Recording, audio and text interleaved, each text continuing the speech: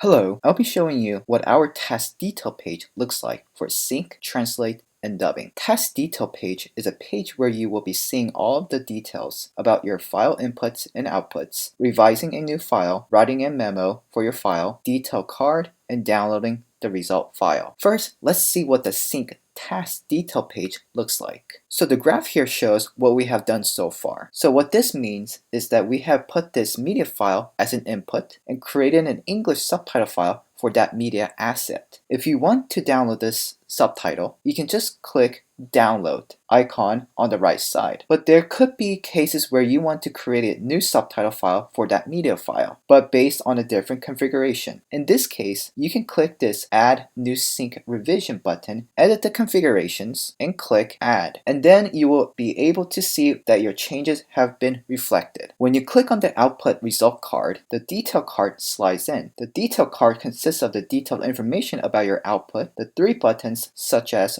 open in editor, where it takes you to the live subtitle editor, proceed to translate, where it leads you directly to the translate section process, and download, where you download the output file. And the bottom part is a history of your timeline of what you have done for this file. This is what sync task detail page is all about. Now let's go to the translate task detail page. Task detail page is similar to the sync task detail page. The graph here shows what we have done so far. First, we see the inputs, where we input the original subtitle file and translate the subtitle file in different language, where you see from the outputs section. If you want to download the translated subtitle, simply click on the download icon on the right side. Moreover, there could be cases where you want to translate to other languages or get a different file format. Then, in this case, you can click on the add new translate revision button. Select other languages and or choose a different file format. Once all chosen, click add. Then you will be able to see that your changes have been reflected. Also, there is a source media file part where you may want to upload based on the input subtitle file, and the media file will appear on the output subtitle editor if clicked on open in editor from the detailed output card. And when you click on the output result card, the detail card slides in. The detail card consists of the detailed information about your output. The three buttons such as open in editor, where it takes you to the live subtitle editor, proceed to dub, where it leads you directly to the dub section process, and download, where you download the output file. And the bottom part is a history of the timeline of what you have done for this file. This is what translate task detail page is all about. Now let's go to the dub task detail page. Similar to sync and translate task detail page, first we see the input, where we input the translated subtitle file and the source media file, which is optional, but in this case it is uploaded from the start, and the dubbing results from the outputs section. If you want to download the dubbing file, simply click on the download icon on the right side. Moreover, there could be cases where you want to dub more subtitle files. Then in this case, you can click on the add new dub revision button, upload the subtitle files, and choose the language of the subtitle file.